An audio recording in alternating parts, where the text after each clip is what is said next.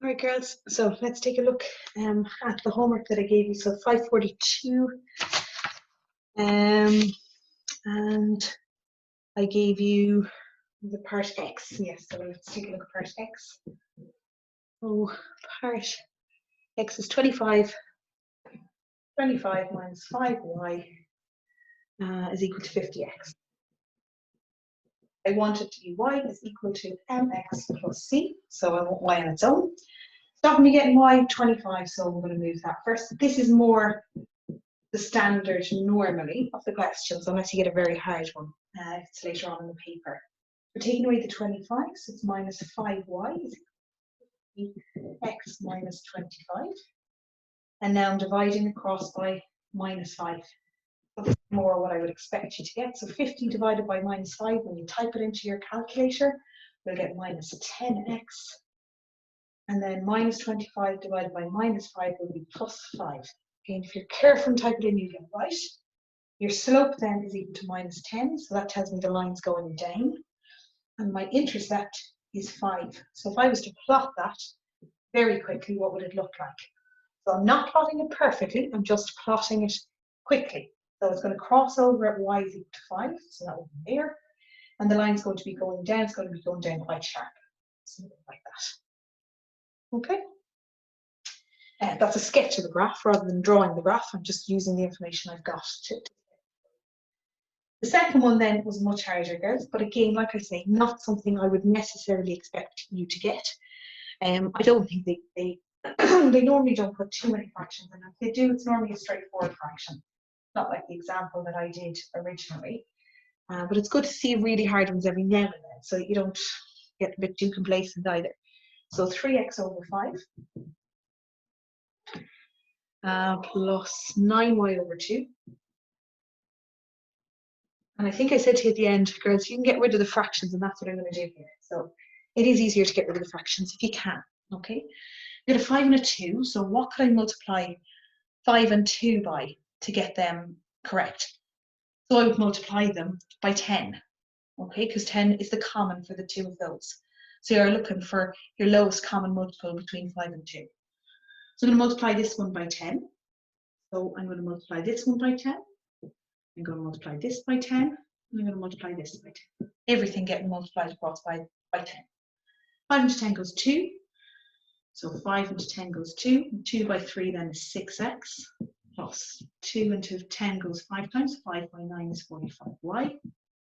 And 10 by 8 is 8. Want to get y on its own now? It's a little bit easier. So it's minus 6x. So that's 45y is equal to 80. Sorry, I'm going to do the way I had done it the other day because it's just easier. Minus 6x plus 80. But the x first. It's just easier when you try to pick your m out then at the end. And then I want to get y on its own. So it's y is equal to. And now I take out my calculator and I just type in the fraction. So it'll be minus 6 divided by 45.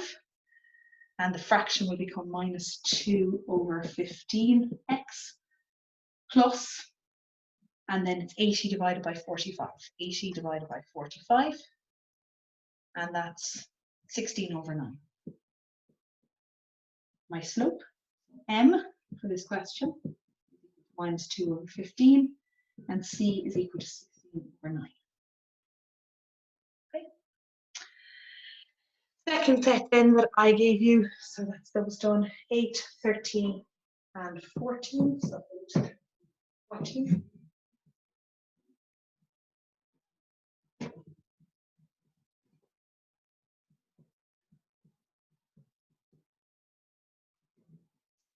That's my nice thing from school, girls, to clean this, but anyway. So 8a is equal to v squared over r. So a is equal to v squared over r, and I'm wanting v. So I want to get rid of the fraction, so multiply across by the r, so it's going to be a r is equal to v squared. How do I get rid of the square? Square root of a r is equal to, okay, that's what question 13 is f. Is that the one I did for you already?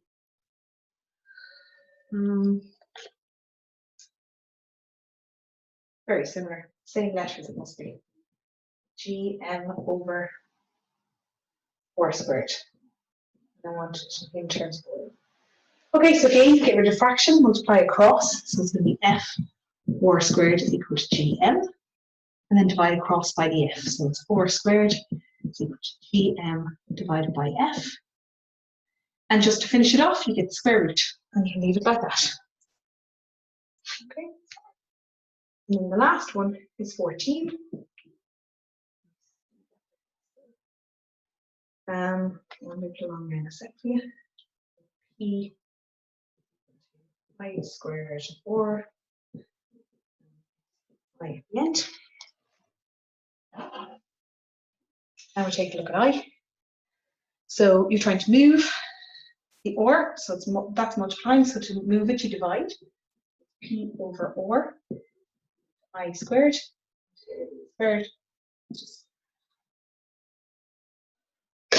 Okay, so that's the end of the manipulation of formula. Just give you a second in case you need to take it down.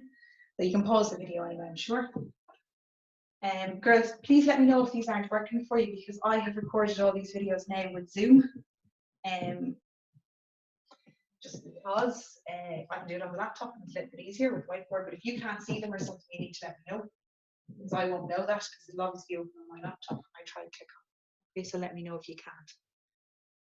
We're moving on then to pretty much the last chapter that we have to do, even though we've a little bit, like I said the other day, of tidying up, which we will do. But this is exponential patterns, and this is in the press every hour of every day at the moment, an exponential pattern. The pattern that we're looking at every day at this stage, and it's become just, unfortunately, our lives for a little while. The coronavirus is an example of an exponential pattern. So what do I mean by an exponential pattern? Well, I'm sure you've seen the graphs, girls, flatten the curve, all of that information that we've been given down through the while. That's where you're taking a look at an exponential. So we take a look and we think back to our lives, the end of December, beginning of January. We've never even heard of coronavirus, because simply there was versions of it, but it was a regular flu. And then all of a sudden we got this COVID-19, and all of a sudden the whole world just went crazy. And we kind of floated January, February. I remember the bits and pieces in the press. I remember doing a little class in first year about it. But I don't know, it seemed very distant. And then all of a sudden March hit. Within 12 days of March, schools closed. And our life has changed completely in the last little while. With the hope that it'll go back. But that all was based on a curve. Okay, and what's the curve? The pattern. The pattern, and I'm sure you've seen it, girls, is this pattern, where you get this. And they're talking about the impact of how many people get infected with the virus. So we started with nobody. There was no infection. And then over a very short space of time, the infection just ramps up, and you end up with huge numbers of people who have the infection. Some serious, and 80% are fine. But the 20% that are serious, you're looking at a portion of those, unfortunately, passing away and losing their lives, and families being devastated. So our country has all been about, how do we reduce this curve? How do we stop it from getting up there? How do we bring it down and flatten the curve? And you see all these diagrams. How do I stop that from happening? And we know how we stop it. We know what we're doing. We know we're staying indoors. We know that we're going out very rarely. We don't see anyone. And you only get to see my face on this video. That's how we stop it. Okay, and we've done a very, very good job of stopping it in this country, thankfully. And saved countless lives by doing so. That's an exponential pattern. So what does it mean? Well, it means if I get COVID-19, so if I go out and I'm lucky to surface, somebody sneezes nearby and I get COVID. If I was going about my daily business, I would go to school, I'd be coughing like this. And you'd be like, and I'd cough, and obviously I would cough in my hand, or into my thing. If I had a tissue, I'd grab it. But if I'm interacting with 20 people, chances are 20 people have it as a result of me interacting with them. Just like a normal flu. But then those 20 people go out and they have contacts with 20 people. And it started with one person, me. After 40 minutes in my room, 20 people leave the room with it. Don't know they have it. Those 20 people go on and talk to 20 more people, so that's 20 by 20. And if you do the maths there, that's 400. And then those 400 people go out and they meet there. And it goes up and up and up, and it happens so quickly. And it ramps up so quickly.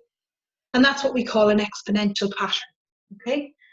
So an exponential pattern is a pattern that isn't a quadratic, isn't a linear, and it goes up much quicker or down quicker. Okay, so you can get exponentials in both directions, up and down. For you, you only have 2 to worry about, and that's 2 to the power of x and 3 to the power of x. So we'll start with 2 to the power of x, and this is what we call a doubling pattern. Okay, why is it doubling? Because it's 2 to the power of x. Okay, so let's try and work out what the pattern is for the doubling. So let's just assume it's a simple 2 to the power of x. You are going to have to put numbers in front of that, 5, 6, 7, 8. But we'll start with just a simple one. So how would I work it out? If it was a normal, I'm asked to graph it. So the question is going to ask me to graph. It's going to give me 2 to the power of x. And it's going to tell me for x values, and it will say, we'd say greater than or equal to 1. No, they'll give you 0. 0, less than or equal to 4. Okay, you're going to take your calculator out and you're going to be able to put that in. Okay, so you're going to have x values and you're going to have y values and you're going to create a table for me. So we're going 0, 1, 2, 3, and 4. And out comes your calculator. Okay, so on your calculator, you go into your menu setup and you'll go into your table. So menu 3. On this new calculator, it's different. I wish I had your one, but I don't. Okay, I'm going to have f of x and I'm going to put 2 to the power of, and I'm going to use my x, which I always tell you is a specific x, and it is, it's this red one. X equals, where am I starting? I'm starting at 0. Where am I ending? I'm ending at 4. I'm going up in ones, and here's my table. Okay. The table is 0, 1, 2, 4, 8, 2, 4, 8, 16. Okay, so, well, okay, that looks perfectly the same as everything that I've done in terms of plotting before, and I'm going to get rid of this one. What do you mean it's a doubling pattern? Well, take a look. Double 1, it's 2. Double 2, it's 4. Double 4, it's 8. Double 8, it's 16. You look at your first differences. So the difference between here and here is 1. Difference between here and here is 2. Difference is 4. Difference is 8. Okay. So it's not a linear pattern because they would have to all be the same. So that's your first difference. Let's go for the second difference, which we have been doing. Difference is 1. Difference is 2. Difference is 4. They are also not the same, so it's not quadratic. You go here, 1, 2. Never the same. Okay, not even on the third difference. That makes it an exponential. And because I'm doubling, it makes it a 2 to the power of exponential. And when you plot it, you will never have to plot your negative parts here. You're just plotting this bit over here. So it's a nice, easy one to plot. At 0 and x, you go up to 1 on y. So then we're going 1, 2, 3, 4. So at 1, I'm going up to 2. So that's 1, 2, 3, 4, 5, 6, 7, 8, 9, 10, 11, 12, 13, 14, 15, 16.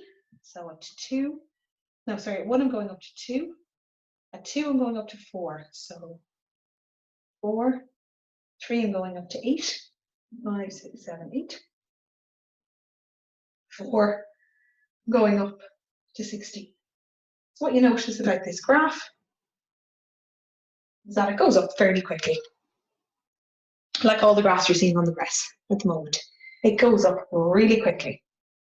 Okay, so you could start with only one person, nobody having it, and then you can end up with 16 people having it in a very short pace of time. You will do this when you come to Leaving Cert. For those of you who do Leaving Cert biology, which is the majority of you, will be looking at these exponential curves in terms of viruses and bacteria, and discussing how to the curve and how to stop spreads of illnesses, which is going to become more and more prevalent, I think, for us as we go forward. I'm probably going to get more exam questions.